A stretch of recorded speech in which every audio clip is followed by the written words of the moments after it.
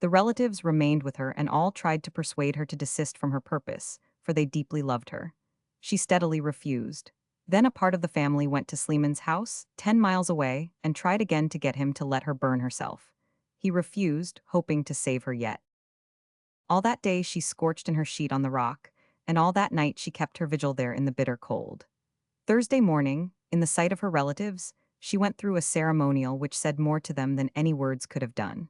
She put on the daja, a coarse red turban, and broke her bracelets in pieces. By these acts she became a dead person in the eye of the law, and excluded from her caste forever. By the iron rule of ancient custom, if she should now choose to live, she could never return to her family. Sleeman was in deep trouble. If she starved herself to death, her family would be disgraced. And moreover, starving would be a more lingering misery than the death by fire.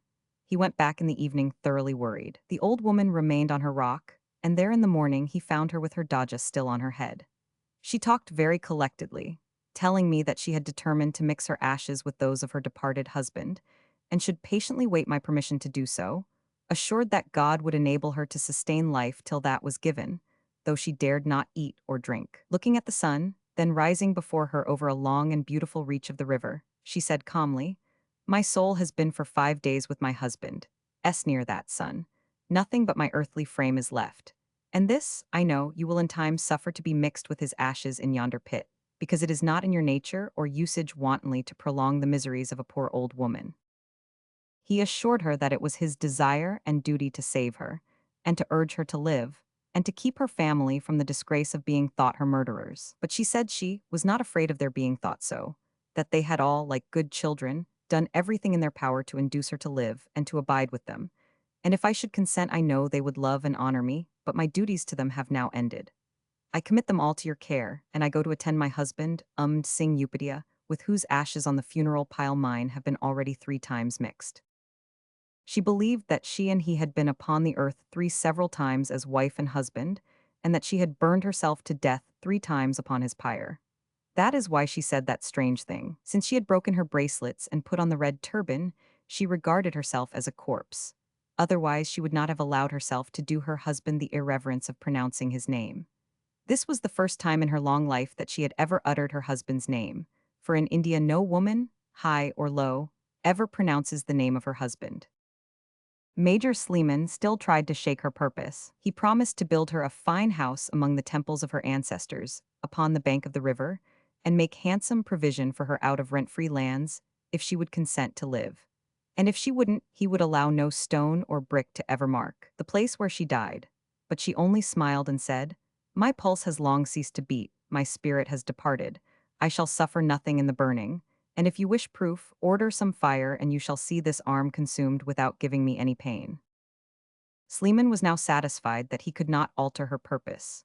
He sent for all the chief members of the family and said he would suffer her to burn herself if they would enter into a written engagement to abandon the Sati in their family thenceforth.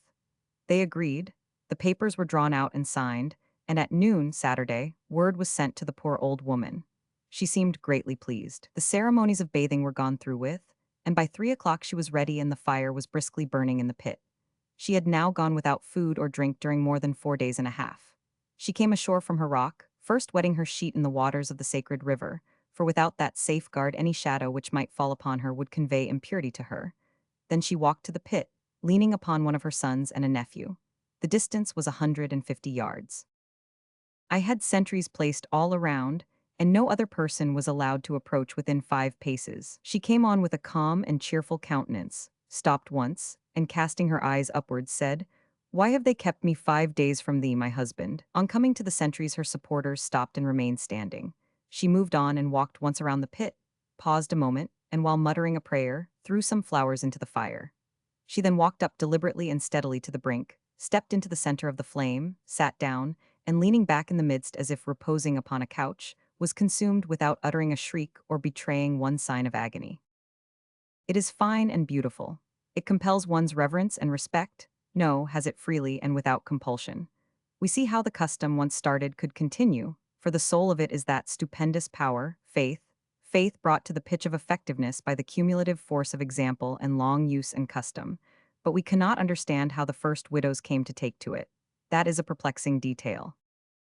Sleeman says that it was usual to play music at the study, but that the white man's notion that this was to drown the screams of the martyr is not correct, that it had a quite different purpose. It was believed that the martyr died prophesying, that the prophecies sometimes foretold disaster, and it was considered a kindness to those upon whom it was to fall to drown the voice and keep them in ignorance of the misfortune that was to come. Chapter 49.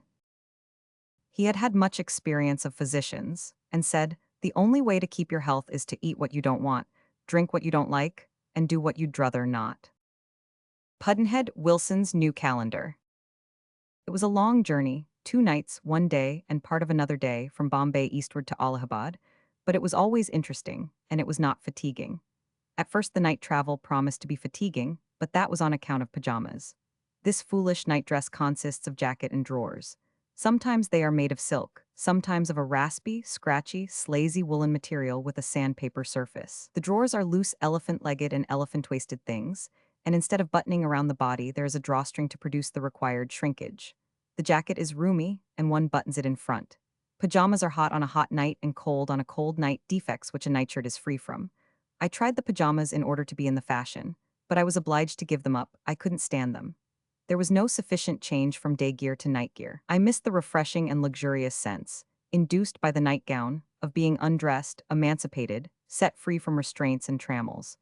In place of that, I had the worried, confined, oppressed, suffocated sense of being abed with my clothes on. All through the warm half of the night, the coarse surfaces irritated my skin and made it feel baked and feverish. And the dreams which came in the fitful flurries of slumber were such as distress the sleep of the damned, or ought to. And all through the cold other half of the night, I could get no time for sleep, because I had to employ it all in stealing blankets. But blankets are of no value at such a time. The higher they are piled, the more effectively they cork the cold in and keep it from getting out. The result is that your legs are ice, and you know how you will feel by and by when you are buried. In a sane interval, I discarded the pajamas and led a rational and comfortable life thenceforth. Out in the country in India, the day begins early. One sees a plain, perfectly flat, dust-colored and brickyardy, stretching limitlessly away on every side in the dim gray light, striped everywhere with hard-beaten narrow paths, the vast flatness broken at wide intervals by bunches of spectral trees that mark where villages are. And along all the paths are slender women and the black forms of lanky naked men moving, to their work, the women with brass water jars on their heads, the men carrying hoes. The man is not entirely naked. Always there is a bit of white rag, a loincloth. It amounts to a bandage, and is a white accent on his black person, like the silver band around the middle of a pipe stem. Sometimes he also wears a fluffy and voluminous white turban, and this adds a second accent. He then answers properly to Miss Gordon Cumming's flashlight picture of him, as a person who is dressed in a turban and a pocket handkerchief. All day long one has this monotony of dust-colored dead levels and scattering bunches of trees and mud villages. You soon realize that India is not beautiful. Still, there is an enchantment about it that is beguiling and which does not pall. You cannot tell just what it is that makes the spell, perhaps, but you feel it and confess it, nevertheless. Of course, at bottom, you know in a vague way that it is history. It is that affects you, a haunting sense of the myriads of human lives that have blossomed and withered and perished here, repeating and repeating and repeating, century after century and age after age, the barren and meaningless process. It is this sense that gives to this forlorn, uncomely land power to speak to the spirit and make friends with it, to speak to it with a voice bitter with satire, but eloquent with melancholy. The deserts of Australia and the ice barrens of Greenland have no speech, for they have no venerable history. With nothing to tell of man and his vanities, his fleeting glories and his miseries, they have nothing wherewith to spiritualize their ugliness and veil it with a charm. There is nothing pretty about an Indian village, a mud one, and I do not remember that we saw any but mud ones on that long flight to Allahabad. It is a little bunch of dirt-colored mud hovels jammed together within a mud wall. As a rule, the rains had beaten down parts of some of the houses, and this gave the village the aspect of a moldering and hoary ruin. I believe the cattle and the vermin live inside the wall, for I saw cattle coming out and cattle going in, and whenever I saw a villager, he was scratching. This last is only circumstantial evidence, but I think it has value. The village has a battered little temple or two, big enough to hold an idol, and with custom enough to fat up a priest and keep him comfortable. Where there are Mohammedans, there are generally a few sorry tombs outside the village that have a decayed and neglected look. The villages interested me because of things which Major Sleeman says about them in his books, particularly what he says about the division of labor in them. He says that the whole face of India is parceled out into estates of villages, that 9/10 of the vast population of the land consist of cultivators of the soil, that it is these cultivators who inhabit the villages, that there are certain established village servants, mechanics, and others who are apparently paid a wage by the village at large, and whose callings remain in certain families and are handed down from father to son, like an estate. He gives a list of these established servants: priest, blacksmith, carpenter, accountant, washerman, basket maker, potter, watchman, barber, shoemaker, brazier, confectioner, weaver, dyer, etc. In his day witches abounded, and it was not thought good business wisdom for a man to marry his daughter into a family that hadn't a witch in it, for she would need a witch on the premises to protect her children from the evil spells, which would certainly be cast upon them by the witches connected with the neighboring families. The office of midwife was hereditary in the family of the basket maker. It belonged to his wife. She might not be competent, but the office was hers anyway. Her pay was not high, 25 cents for a boy, and half as much for a girl. The girl was not desired because she would be a disastrous expense by and by. As soon as she should be old enough to begin to wear clothes for propriety's sake, it would be a disgrace to the family if she were not married, and to marry her meant financial ruin.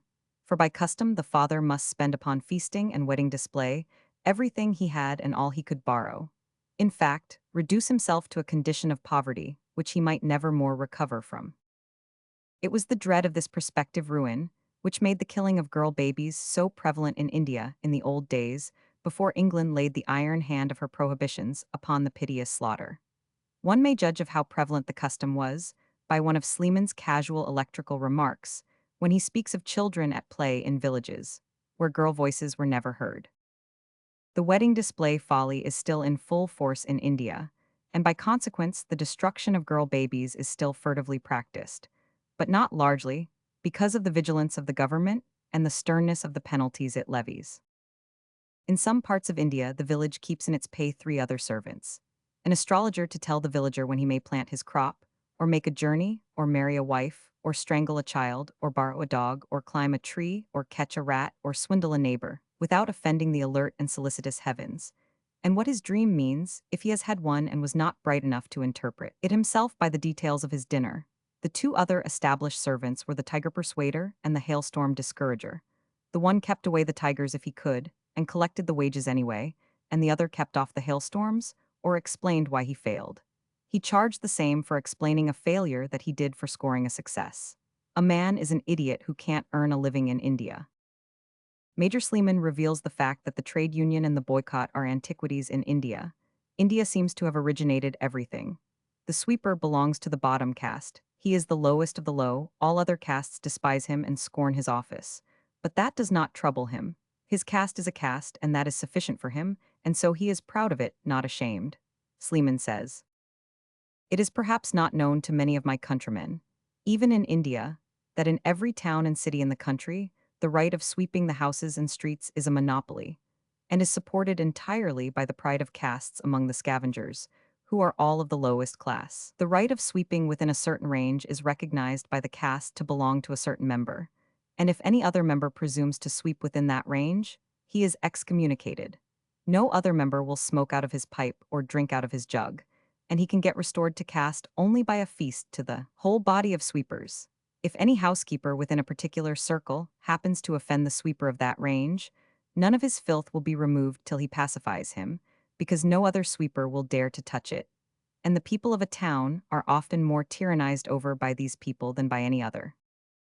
A footnote by Major Sleeman's editor, Mr. Vincent Arthur Smith, says that in our day this tyranny of the sweepers guild is one of the many difficulties which bar the progress of Indian sanitary reform.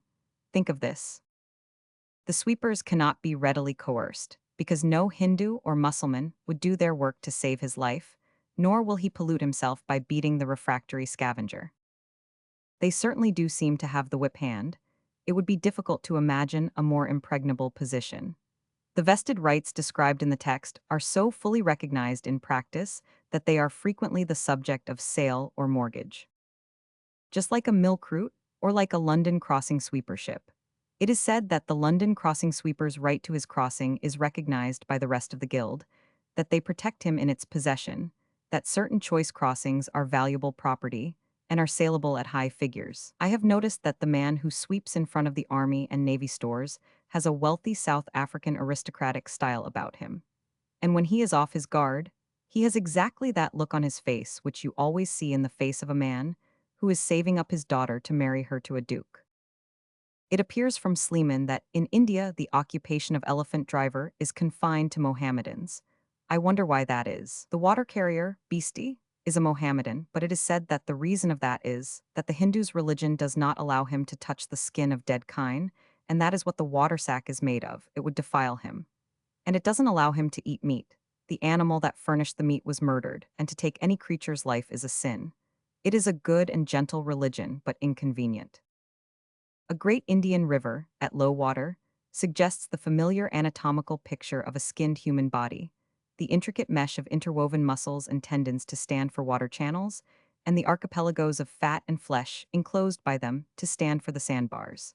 Somewhere on this journey we passed such a river, and on a later journey we saw in the Sutlej the duplicate of that river. Curious rivers they are, low shores a dizzy distance apart, with nothing between but an enormous acreage of sand flats with sluggish little veins of water dribbling around amongst them.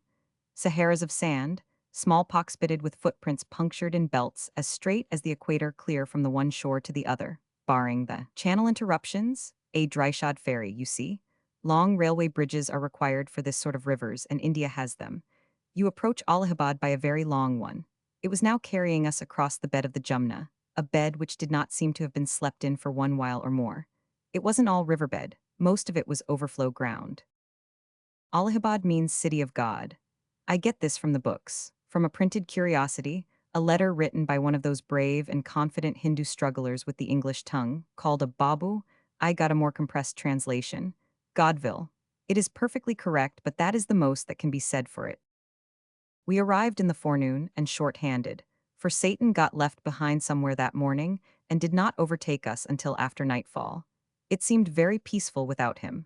The world seemed asleep and dreaming. I did not see the native town, I think. I do not remember why, for an incident connects it with the Great Mutiny, and that is enough to make any place interesting. But I saw the English part of the city. It is a town of wide avenues and noble distances, and is comely and alluring, and full of suggestions of comfort and leisure, and of the serenity which a good conscience buttressed by a sufficient bank account gives. The bungalows, dwellings, stand well back in the seclusion and privacy of large, enclosed compounds, private grounds, as we should say, and in the shade and shelter of trees. Even the photographer and the prosperous merchant ply their industries in the elegant reserve of big compounds, and the citizens drive in there upon their business occasions. And not in cabs, no. In the Indian cities, cabs are for the drifting stranger. All the white citizens have private carriages, and each carriage has a flock of white-turbaned black footmen and drivers all over it. The vicinity of a lecture hall looks like a snowstorm and makes the lecturer feel like an opera. India has many names, and they are correctly descriptive. It is the land of contradictions, the land of subtlety and superstition, the land of wealth and poverty, the land of splendor and desolation, the land of plague and famine, the land of the thug and the poisoner, and of the meek and the patient, the land of the sooty, the land of the unreinstatable widow, the land where all life is holy, the land of cremation, the land where the vulture is a grave and a monument, the land of the multitudinous gods, and if signs go for anything, it is the land of the private carriage. In Bombay, the forewoman of a millinery shop came to the hotel in her private carriage to take the measure for a gown, not for me, but for another. She had come out to India to make a temporary stay, but was extending it indefinitely. Indeed, she was purposing to end her days there. In London, she said, her work had been hard, her hours long. For economy's sake she had had to live in shabby rooms and far away from the shop, watch the pennies, deny herself many of the common comforts of life, restrict herself in effect to its bare necessities, eschew cabs, travel third class by underground train to and from her work, swallowing coal smoke and cinders all the way, and sometimes troubled with the society of men and women who were less desirable than the smoke and the cinders. But in Bombay, on almost any kind of wages, she could live in comfort and keep her carriage, and have 6 servants in place of the woman of all work she had had in her English home. Later, in Calcutta, I found that the Standard Oil clerks had small one-horse vehicles and did no walking, and I was told that the clerks of the other large concerns there had the like equipment. But to return to Allahabad. I was up at dawn the next morning. In India, the tourist servant does not sleep in a room in the hotel, but rolls himself up head and ears in his blanket and stretches himself on the veranda, across the front of his master's door, and spends the night there. I don't believe anybody's servant occupies a room. Apparently, the bungalow servants sleep on the veranda. It is roomy and goes all around the house. I speak of manservants, I saw none of the other sex. I think there are none, except child nurses. I was up at dawn and walked around the veranda, past the rows of sleepers.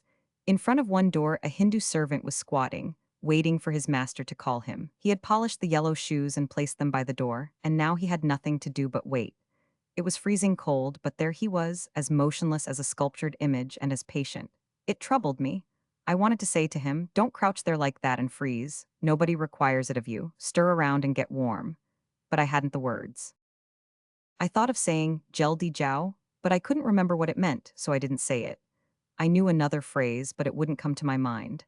I moved on, purposing to dismiss him from my thoughts, but his bare legs and bare feet kept him there. They kept drawing me back from the sunny side to a point whence I could see him. At the end of an hour, he had not changed his attitude in the least degree. It was a curious and impressive exhibition of meekness and patience, or fortitude or indifference, I did not know which. But it worried me, and it was spoiling my morning. In fact, it spoiled 2 hours of it quite thoroughly. I quitted this vicinity then, and left him to punish himself as much as he might want to. But up to that time, the man had not changed his attitude a hair. He will always remain with me, I suppose. His figure never grows vague in my memory. Whenever I read of Indian resignation, Indian patience under wrongs, hardships, and misfortunes, he comes before me. He becomes a personification and stands for India in trouble. And for untold ages, India in trouble has been pursued with the very remark which I was going to utter but didn't, because its meaning had slipped me. Jeldi Jiao, come, shove along. Why, it was the very thing. In the early brightness, we made a long drive out to the fort. Part of the way was beautiful. It led under stately trees, and through groups of native houses, and by the usual village well, where the picturesque gangs are always flocking to and fro and laughing and chattering. And this time, brawny men were deluging their bronze bodies with the limpid water, and making a refreshing and enticing show of it. Enticing, for the sun was already transacting business, firing India up for the day. There was plenty of this early bathing going on, for it was getting toward breakfast time, and with an unpurified body the Hindu must not eat. Then we struck into the hot plain, and found the roads crowded with pilgrims of both sexes, for one of the great religious fairs of India was being held, just beyond the fort, at the junction of the sacred rivers, the Ganges and the Jumna. 3 sacred rivers, I should have said, for there is a subterranean one. Nobody has seen it, but that doesn't signify. The fact that it is there is enough. These pilgrims had come from all over India.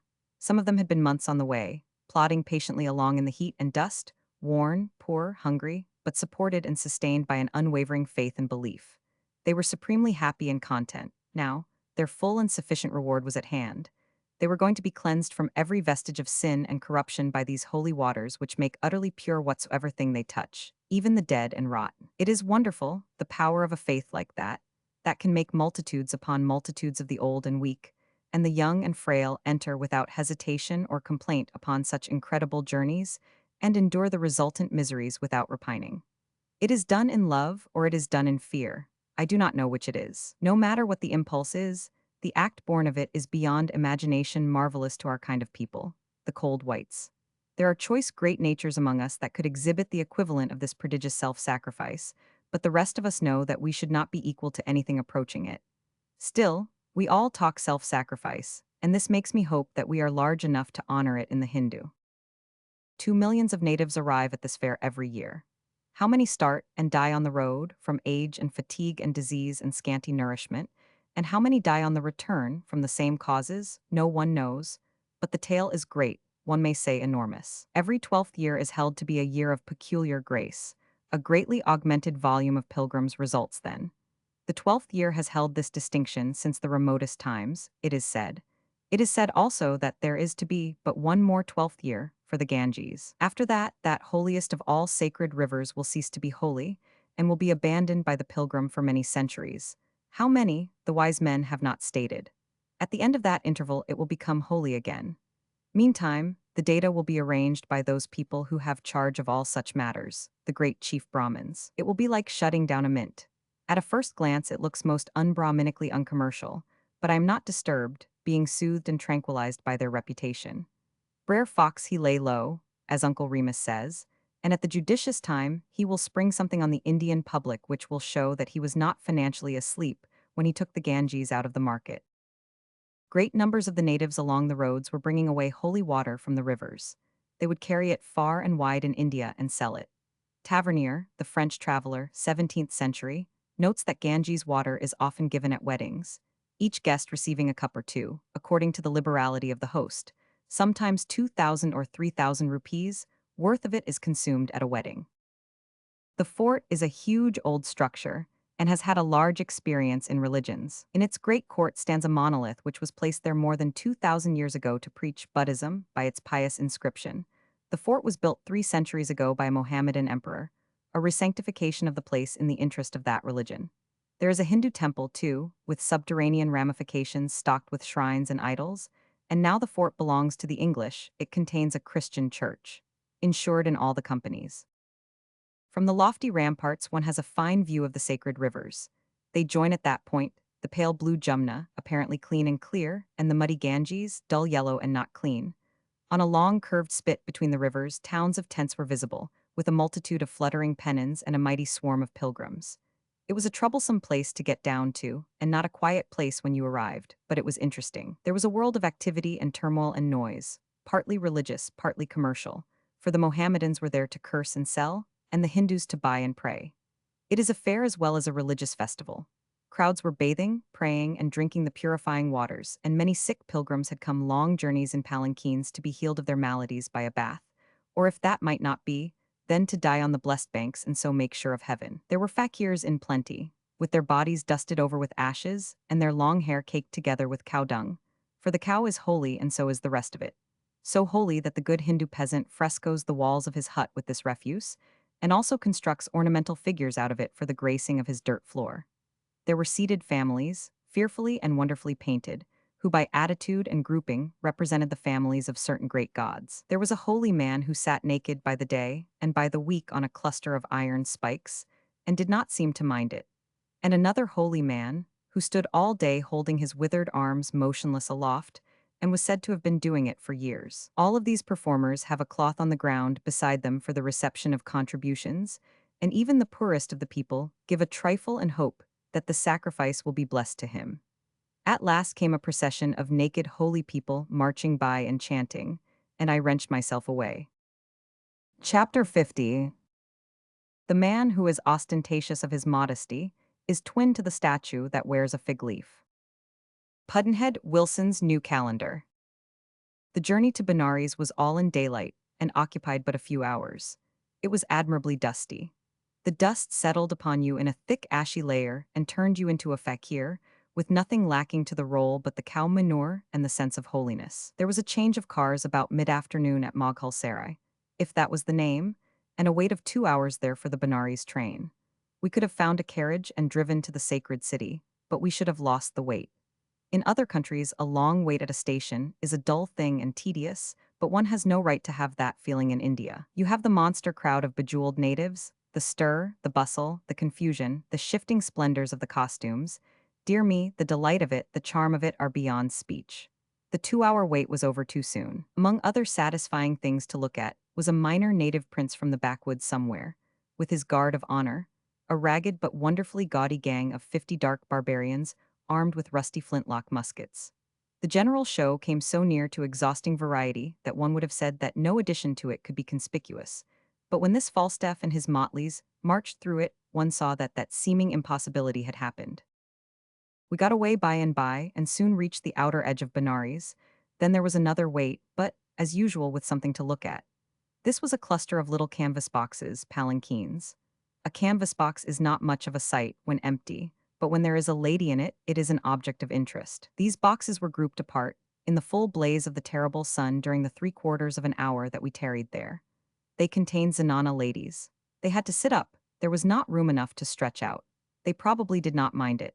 They are used to the close captivity of their dwellings all their lives. When they go a journey, they are carried to the train in these boxes. In the train, they have to be secluded from inspection. Many people pity them, and I always did it myself and never charged anything. But it is doubtful if this compassion is valued.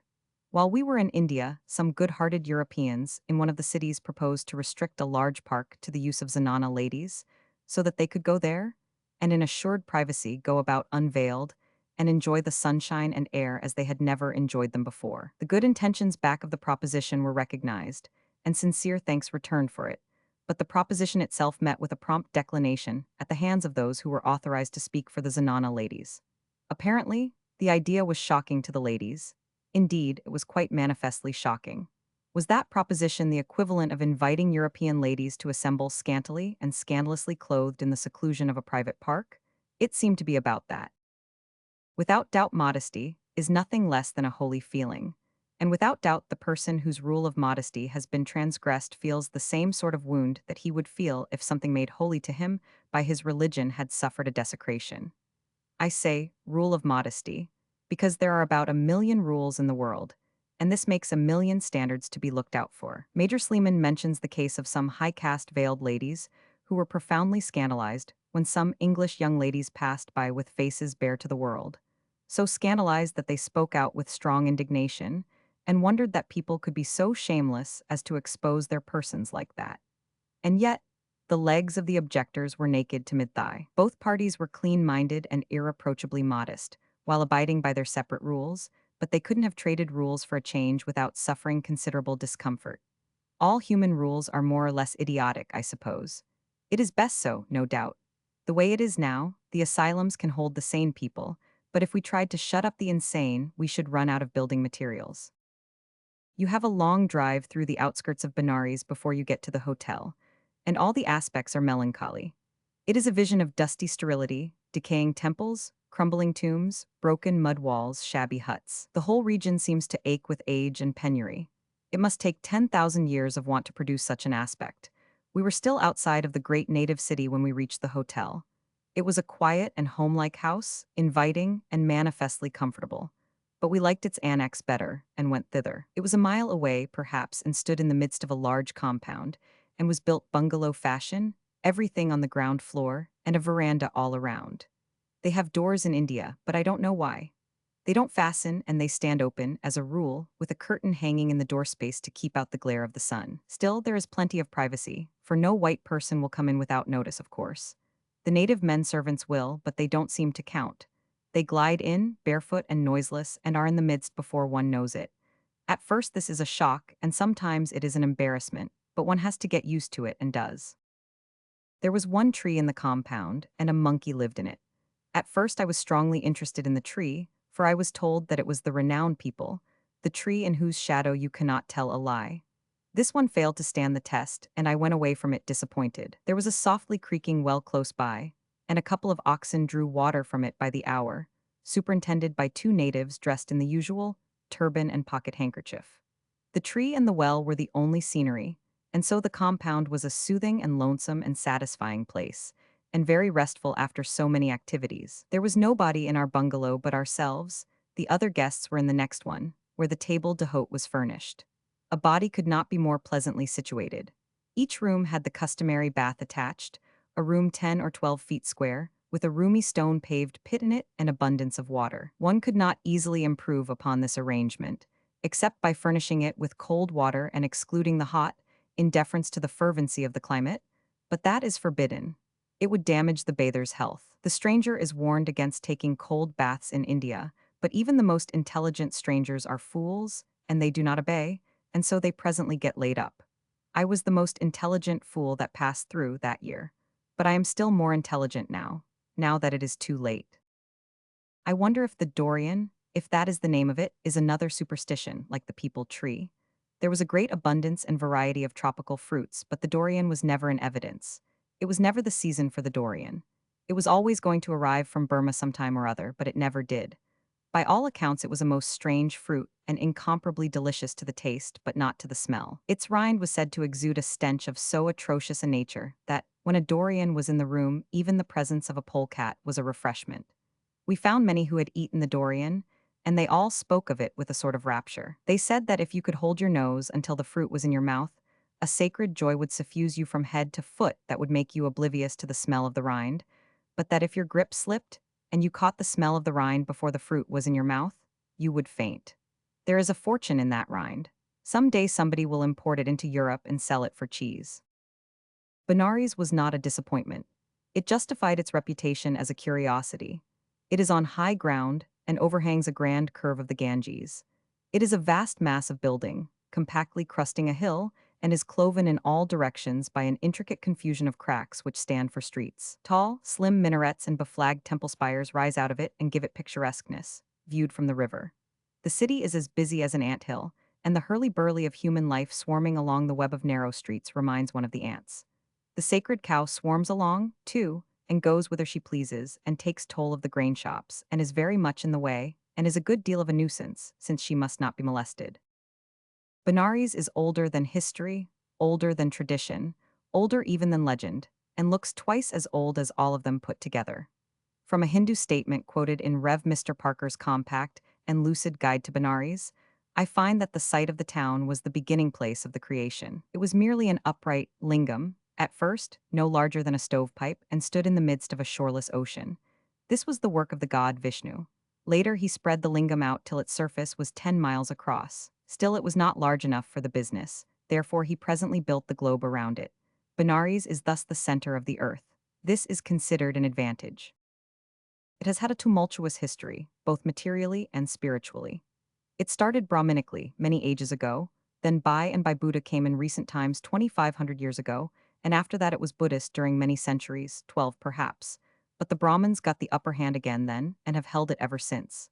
It is unspeakably sacred in Hindu eyes, and is as unsanitary as it is sacred, and smells like the rind of the durian. It is the headquarters of the Brahmin faith, and 1/8 of the population are priests of that church. But it is not an overstock, for they have all India as a prey. All India flocks thither on pilgrimage, and pours its savings into the pockets of the priests in a generous stream, which never fails. A priest with a good stand on the shore of the Ganges is much better off than the sweeper of the best crossing in London. A good stand is worth a world of money. The holy proprietor of it sits under his grand spectacular umbrella, and blesses people all his life, and collects his commission, and grows fat and rich. And the stand passes from father to son, down and down and down through the ages, and remains a permanent and lucrative estate in the family.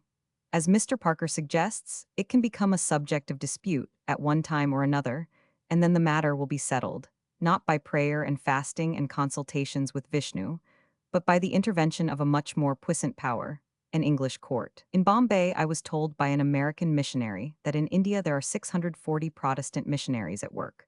At first it seemed an immense force, but of course that was a thoughtless idea. One missionary to 500,000 natives? No, that is not a force. It is the reverse of it. 640 marching against an entrenched camp of 300 million. The odds are too great. A force of 640 in Benares alone would have its hands overfull with 8,000 Brahmin priests for adversary. Missionaries need to be well equipped with hope and confidence, and this equipment they seem to have always had in all parts of the world. Mr. Parker has it.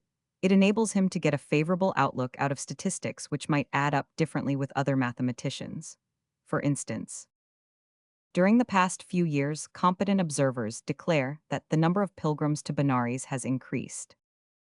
And then he adds up this fact and gets this conclusion. But the revival, if so it may be called, has in it the marks of death. It is a spasmodic struggle before dissolution. In this world we have seen the Roman Catholic power dying, upon these same terms, for many centuries. Many a time we have got all ready for the funeral, and found it postponed again, on account of the weather or something. Taught by experience, we ought not to put on our things for this Brahminical one, till we see the procession move. Apparently one of the most uncertain things in the world is the funeral of a religion. I should have been glad to acquire some sort of idea of Hindu theology, but the difficulties were too great, the matter was too intricate. Even the mere A, 100 of it is baffling. There is a trinity, Brahma, Shiva, and Vishnu, independent powers, apparently, though one cannot feel quite sure of that, because in one of the temples there is an image where an attempt has been made to concentrate the three in one person. The three have other names and plenty of them, and this makes confusion in one's mind. The three have wives and the wives have several names, and this increases the confusion. There are children, the children have many names, and thus the confusion goes on and on. It is not worthwhile to try to get any grip upon the cloud of minor gods, there are too many of them. It is even a justifiable economy to leave Brahma, the chiefest god of all, out of your studies, for he seems to cut no great figure in India. The vast bulk of the national worship is lavished upon Shiva and Vishnu and their families. Shiva's symbol, the lingam with which Vishnu began the creation, is worshipped by everybody, apparently. It is the commonest object in Benares. It is on view everywhere, it is garlanded with flowers, offerings are made to it, it suffers no neglect. Commonly it is an upright stone, shaped like a thimble, sometimes like an elongated thimble. This Priapus worship, then, is older than history. Mr. Parker says that the lingams in Benares outnumber the inhabitants. In Benares, there are many Mohammedan mosques. There are Hindu temples without number. These quaintly shaped and elaborately sculptured little stone jugs crowd all the lanes. The Ganges itself and every individual drop of water in it are temples. Religion, then, is the business of Benares, just as gold production is the business of Johannesburg. Other industries count for nothing as compared with the vast and all-absorbing rush and drive and boom of the town's specialty. Benares is the sacredest of sacred cities. The moment you step across the sharply defined line which separates it from the rest of the globe, you stand upon ineffably and unspeakably holy ground. Mr. Parker says, "It is impossible to convey any adequate idea of the intense feelings of veneration and affection with which the pious Hindu regards holy Kashi, Benares." And then he gives you this vivid and moving picture. Let a Hindu regiment be marched through the district, and as soon as they cross the line and enter the limits of the holy place, they rend the air with cries of Kashi Jai Kai Jai Jai Jai. Holy Kashi, hail to thee! Hail, hail, hail. The weary pilgrim, scarcely able to stand, with age and weakness, blinded by the dust and heat, and almost dead with fatigue, crawls out of the oven-like railway carriage, and as soon as his feet touch the ground he lifts up his withered hands and utters the same pious exclamation. Let a European in some distant city in casual talk in the bazaar mention the fact that he has lived at Benares, and at once voices will be raised to call down blessings on his head, for a dweller in Benares is of all men most blessed. It makes our own religious enthusiasm seem pale and cold. Inasmuch as the life of religion is in the heart, not the head, Mr. Parker's touching picture seems to promise a sort of indefinite postponement of that funeral. Chapter 51. Let me make the superstitions of a nation, and I care not who makes its laws or its songs either. Pudd'nhead Wilson's New Calendar. Yes, the city of Benares is in effect just a big church, a religious hive, whose every cell is a temple, a shrine, or a mosque, and whose every conceivable earthly and heavenly good is procurable under one roof, so to speak, a sort of army and navy stores theologically stocked. I will make out a little itinerary for the pilgrim, then you will see how handy the system is, how convenient, how comprehensive. If you go to Benares with a serious desire to spiritually benefit yourself, you will find it valuable. I got some of the facts from conversations with the Rev. Mr. Parker and the others from his guide to Benares. They are therefore trustworthy. I do not claim that the pilgrims do their acts of worship in the order and sequence above charted out in this itinerary of mine, but I think logic suggests that they ought to do so. Instead of a helter-skelter worship, we then have a definite starting place, and a march which carries the pilgrim steadily forward by reasoned and logical progression to a definite goal. Thus, his Ganges bath in the early morning gives him an appetite. He kisses the cowtails, and that removes it. It is now business hours, and longings for material prosperity rise in his mind, and he goes and pours water over Shiva's symbol. This ensures the prosperity, but also brings on a rain, which gives him a fever. Then he drinks the sewage at the Kedar got to cure the fever.